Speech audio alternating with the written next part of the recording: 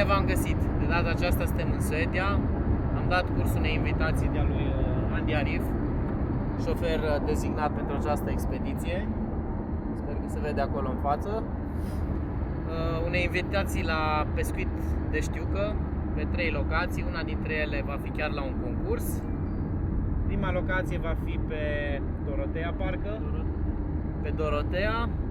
Apoi mergem la Catisavan, unde se va ține concurs, unde vom pescui o zi să ne antrenăm și 2 zile vor fi concursul. Și a 3-a locație, pe care nu o pot pronunța, este o locație mai deosebită din ce am înțeles, unde vom prinde niște știuci mari. Să vedem ce o să iasă. Așa să fie. Așa să fie, a? Cristi. Cristi încă e virgin în ale știucilor peste Mecio. Și speră la o știucă peste Arif, că mi-a scăpat telefonul. Ți-a murit Pokémonul. Iar se juca boanță pe Pokémon Go. Nu eram cu Pokémonul. De ce minți, mă? Ascultam aici. Bună, lipici. Să înceapă aventura. Ura, ura.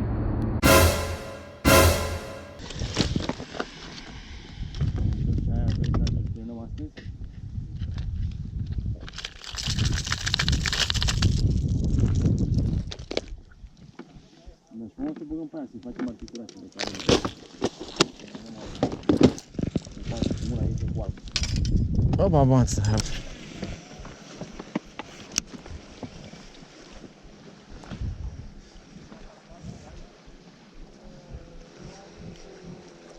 Este! Bă, Nițura, dar tu ce faci acum?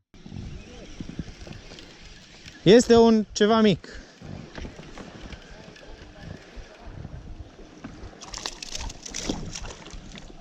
O frumusețe de biban.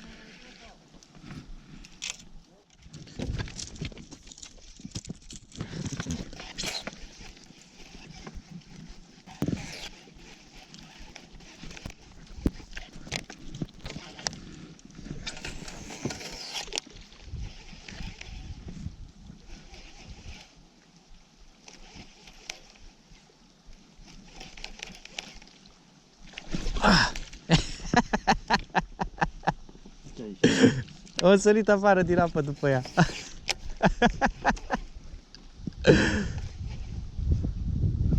Uite-o!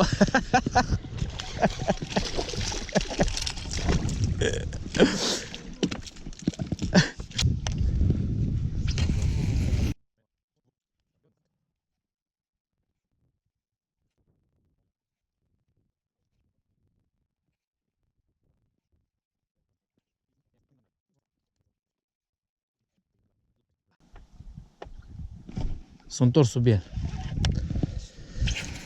Aici sub barcă. M-am văzut un flash care n-avea cum să fie de la wobbler, că wobblerul stătea pe loc. Și aici că dai după știuci mari. Acolo uite ce prinzi. E mai mică decât aia mică. Face într-un mare fel wobblerul ăsta. Bine zis că e doar unul la tine, nu? 3. Dăm și mie un patent înainte. Patent? Se desprind măcar tripla aceasta. Aoleu, și așa era să mă ia.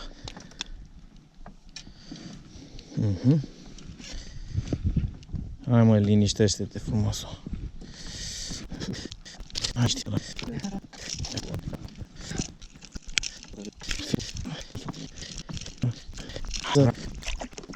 Asta e să-ți dau. Ține aici.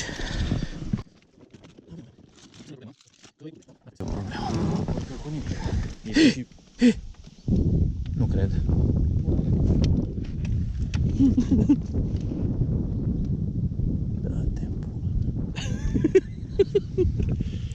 Hai că degeaba ne uităm că e slow sinking, s-a dus, ia-l pe ăsta. Nu, că mai am unul. Hai că e slow Să-mi sinking. bat piciorul. N-ai văzut? N-am văzut că s-a deschis. Învățătură de minte.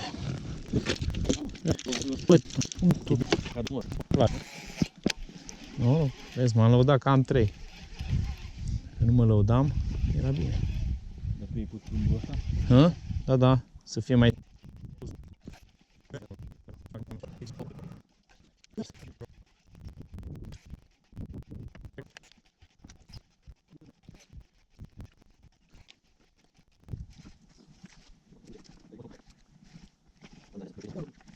Crezi că știu astea văd toată ziua bărci și năluci?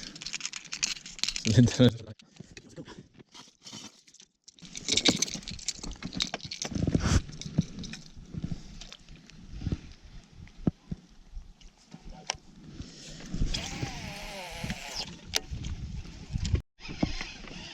Dai opri camera? Da.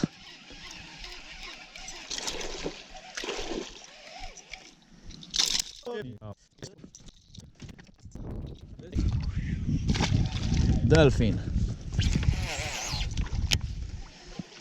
Și arată pe el. La sacoșă. Se cere sacoșă din cealaltă barcă. Sacoșă, da. Tibibanul, nu nimic.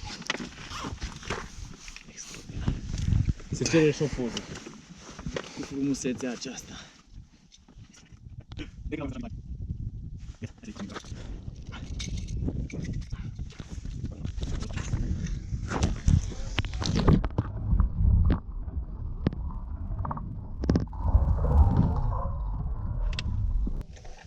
Asta e mai nervos un pic. Va până în... Hă? E mai mare. Da, da. Două pe aceeași zonă. Haide, tati. Vrei în barcă? Ai nevoie de ajutor? Cred că va fi nevoie de un pic de ajutor. Asta voi avea nevoie să-mi faci o poză.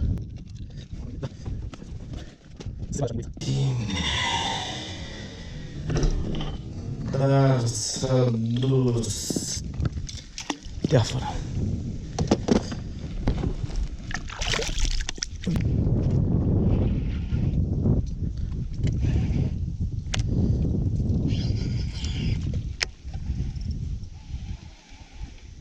Uite-o.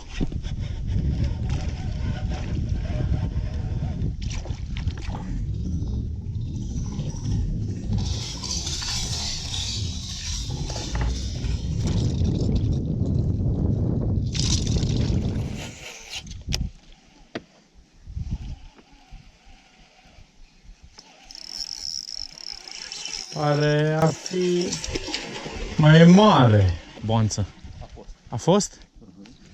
Și tocmai am dat lovitura. Nu e mare, e doar mult mai mare decât alelalte ce le-am prins. Aoleu, asta are 90. Nu știu, țin un pic.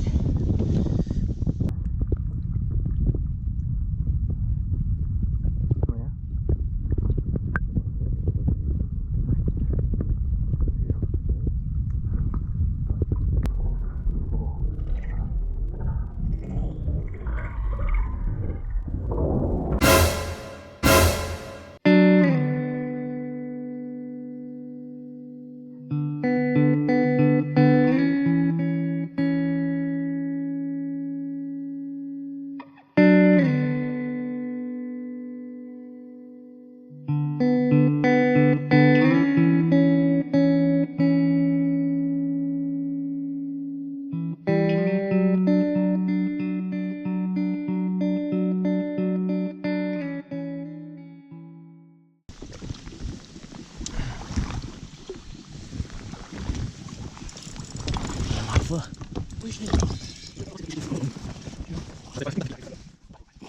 Nu?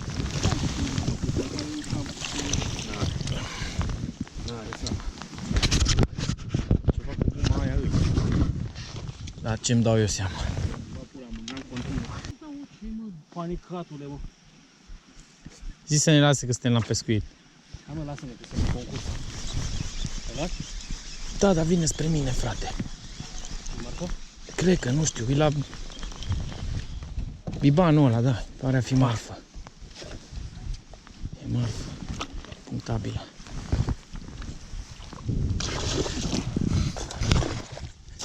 La frigere.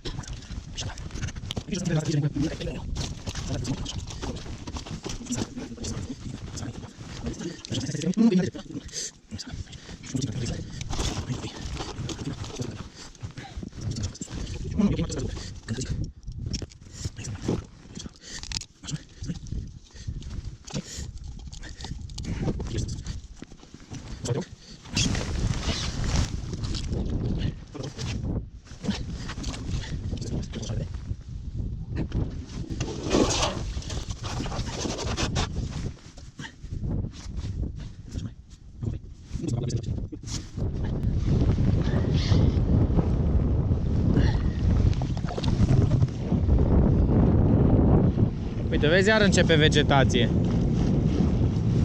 Iar începe vegetație.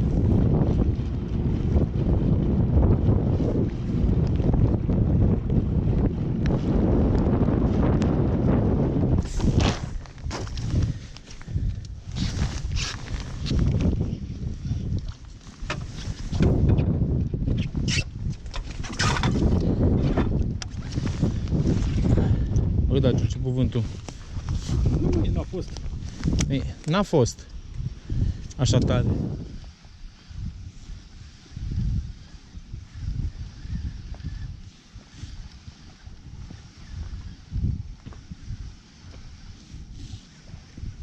Ah, ce mi-a dat. Da, este.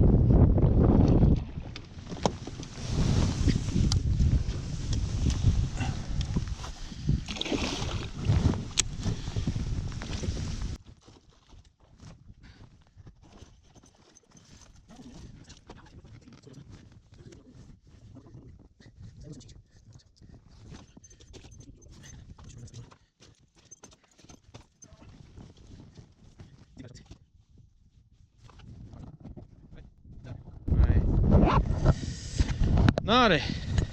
Asta care părea mare, n-are. Ei băi, prindem alta.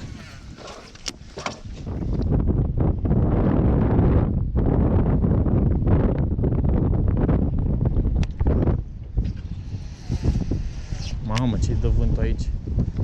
Bineînțeles că ne duce în continuare. Pește?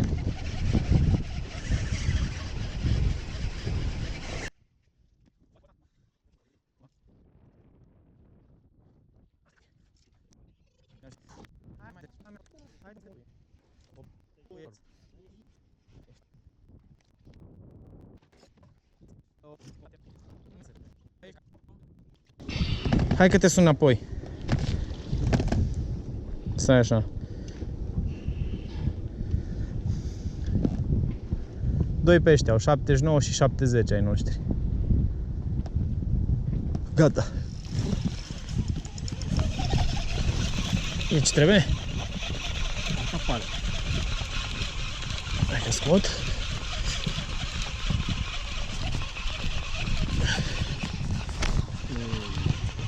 Hă? E mai mare decât. E mai mare decât ce trebuie? Da. Așa cred. Hai. Mă, să nu cobesc. Scoate-o pe partea asta, altă unde nu-ți bețele, că e mai simplu. Așa, hai că mă duc în spate. Aoleu, boță.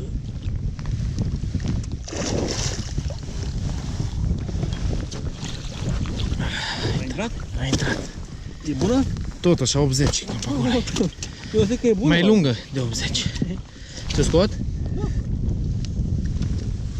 Asta e. Tot pe ăla? Stai să lasezi și încolo, ca că ți-o urmărește, știi?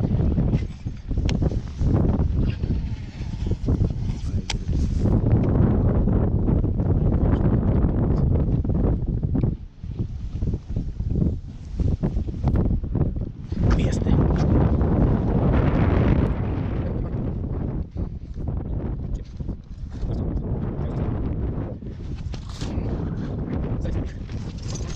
Aici? Mamă, ciudat.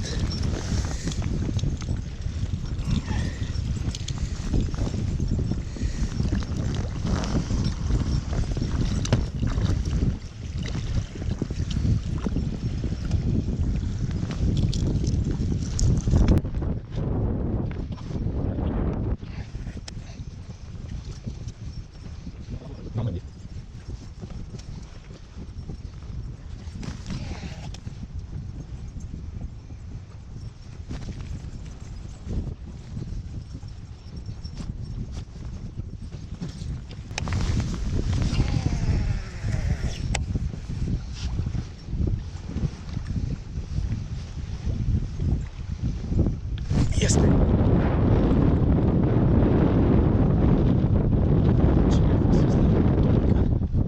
Tomică, sau așa pare.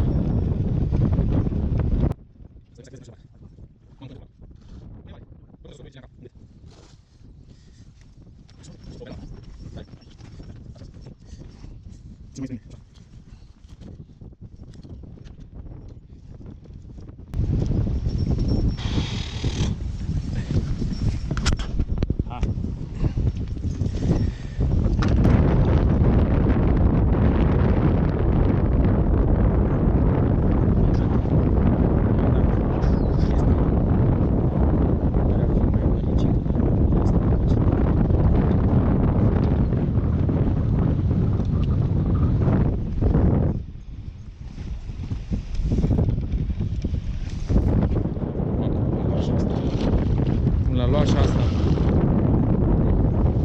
Asta cred că o scot cu mâna asta. Crezi că e destul de lungă? Ai, bețele ei. Asta este. Hă? Două.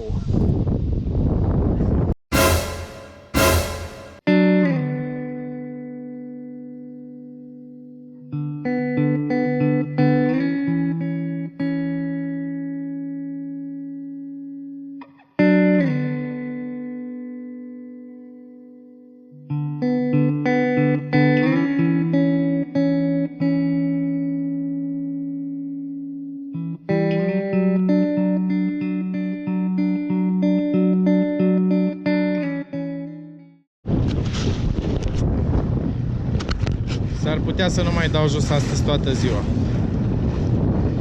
Așa de mult îmi place cum merge. Asta a dat pe pauză. Dar aia a fost mai mare după vâltoarea ce a făcut-o. N-a fost uriașă. Ai. Uite că până la urmă am mai dat o dată.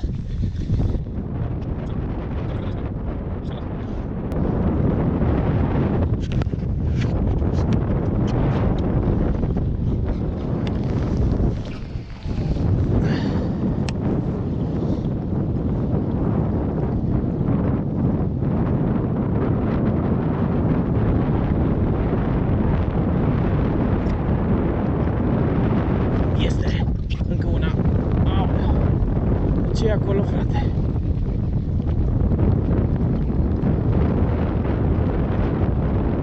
Asta e mai balaur, boanță. Zic că la asta ne trebuie micioc. Mulțumesc. Balaur mai mic. Asta voi dori și o poză.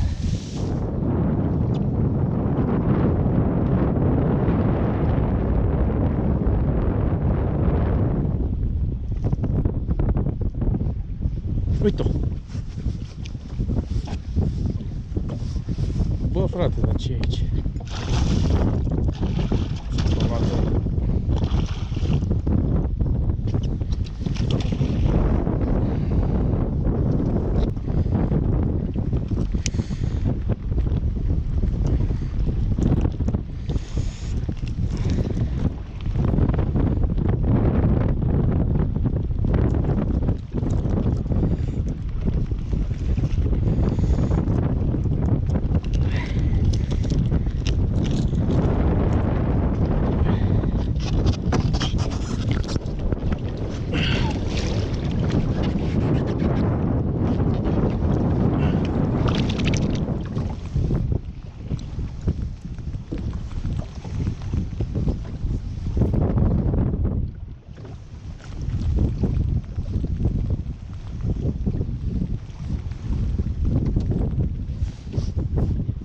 ce le-a plăcut la imediat acolo după baliză.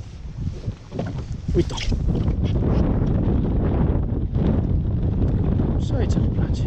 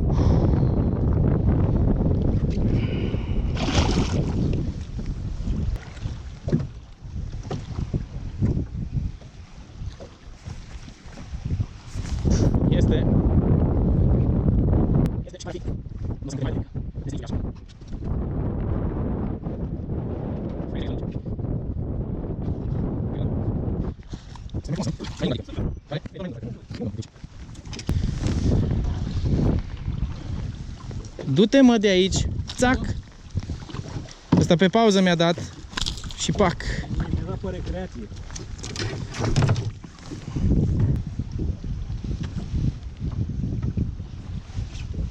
Este.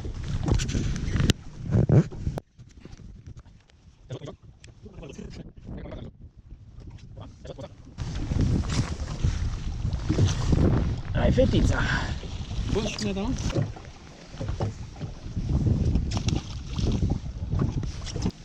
Cu ce ai prins boanță? Cu lanseta asta făcută de tine, de ce?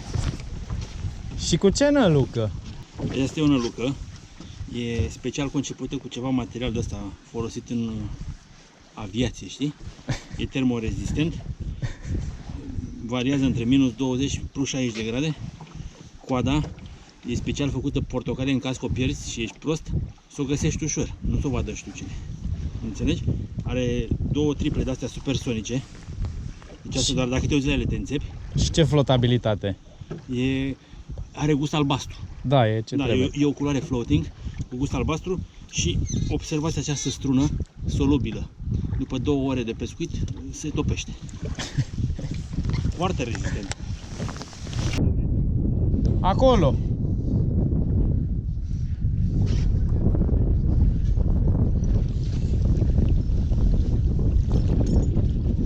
E de metru și...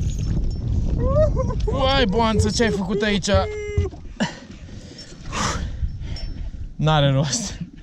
Deci te pricep la minciocchi. Da, hai, tot mai bine. Hai.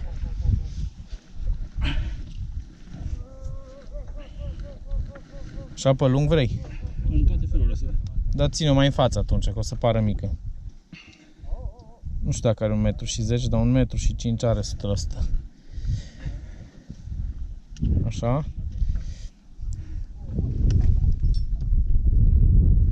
Uite până acolo, nu, până la... Dincoace de ăsta cu 2 de, cam un deget peste matisaj.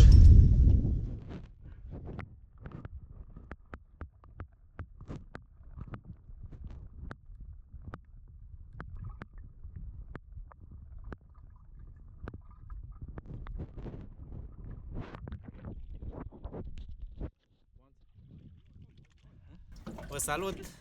Expediția noastră în Suedia s-a încheiat alături de Cox, Arif, Boanță, Cristi Albu și Fisurat. Am zis să fac niște mici concluzii referitor la nălucile cu care am pescuit, echipamentul ce l-am folosit, poate ajută pe cei care mai vin în Suedia anii următori. În general, de acasă nu plec fără truse, cel puțin 2 truse de spinnerbaits. Și asta nu se pleacă, la știu că fără spinnerbait niciodată. Năluși cu care am prins, din nou, nu bine, ci foarte bine, au fost niște oscilante wobbler de la Rapala, ieșite nou anul acesta. Cu acestea am pescuit în zonele cu vegetație submersă mai adânc, unde îmi permiteau să le pescuiesc fără să aghețe foarte des vegetația. După care am folosit Rapala Super Shadow Wrap, un jerkbait apărut anul acesta, un jerkbait slow sinking, care tot așa l-am folosit în zonele cu vegetație submersă mai adânc un picuț, pentru că dacă era vegetația până în pelicul, agăța destul de des iarbă și rămânea agățată de driple, neputând să duc la capăt lanseul. Iar nălușile cu care am prins cel mai bine la această ieșire, ținând cont că știucile au fost în apă de 1-3 metri, X-Rap Peto, ce au apărut tot așa anul acesta, au dat cele mai bune rezultate. Cu acestea am pescuit în special unde era vegetația aproape până în peliculă. Și de cele mai multe ori atacurile au survenit pe recuperare continuă, mai rar pe pauze. Niște atacuri violente, cum probabil ați văzut în filmările de mai devreme. Ca să închidem capitolul,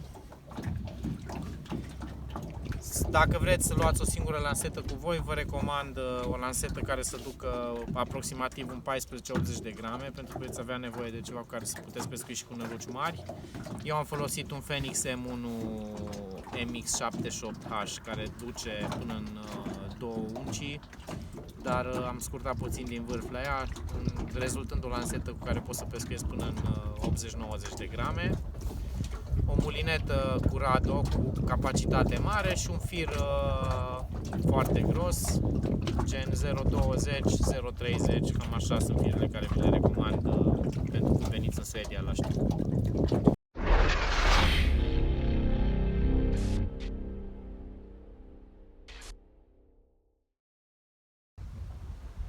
PSD. Cine e ăsta cu glugă roșie? Cine e ăla cu glugă roșie? Stai, că acum a intrat sărăcia de nord. Apasă pe O să ia.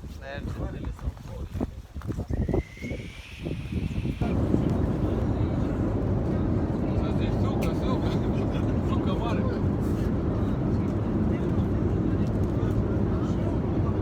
Ce faci, Robert? Joc joace. Și ai bere portocalie fără alcool? Nu.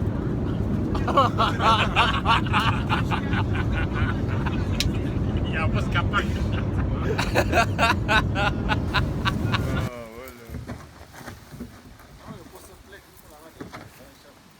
Nu mai vreau pe ăsta, mă, care-i coada tăiată, lasă. Să mă duc și eu de la eu niște chestii astea. Păi mi-am luat de-astea